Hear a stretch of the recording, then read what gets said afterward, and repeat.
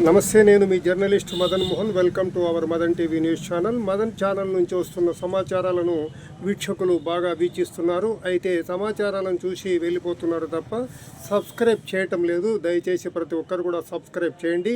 ఇక తాజా అంశాల విషయానికి వస్తే, శానిటరీ విద్యను చదివి రైల్వేలో చిన్న ఉద్యోగం చేస్తూ వచ్చాడు. చిన్న వాక్యాలుగా 2 నిమిషాల్లో ముగిస్తాను.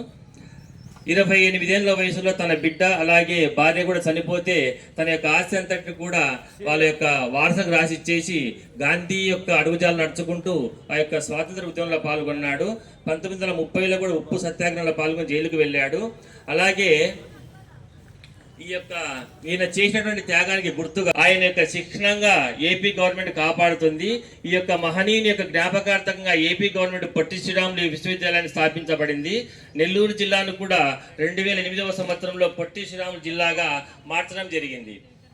ఈ యొక్క మహానుభావుల యొక్క పుట్టుక సమాజం కోసం, వారి జీవితాలు సర్వజన శ్రేయస్సు కొరకు. కాబట్టి వారికి నివాళులు అర్పించినట్లయితే మన జీవితం కూడా ధన్యమవుతుంది.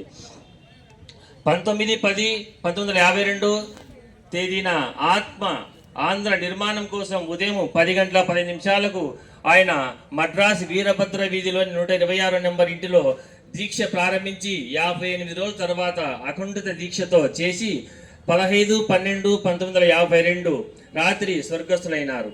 ఒక రాష్ట్ర ప్రజల హితవు కోరి ఆత్మ బలిదానం చేసుకున్నటువంటి మహత్తరమైన సంఘటన ప్రపంచంలో ఏదైనా ఉందంటే ఇది మొదటిదిగా మనం చెప్పుకోవచ్చు.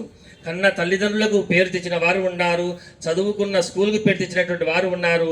కానీ ఆమరణ నిష్ఠతో ప్రత్యేక ఆంధ్ర రాష్ట్రాన్ని సాధించి తెలుగు వారికి పేరు తెచ్చినటువంటి శ్రీ పొట్టి శ్రీరాములు గారు ధన్యజీవి.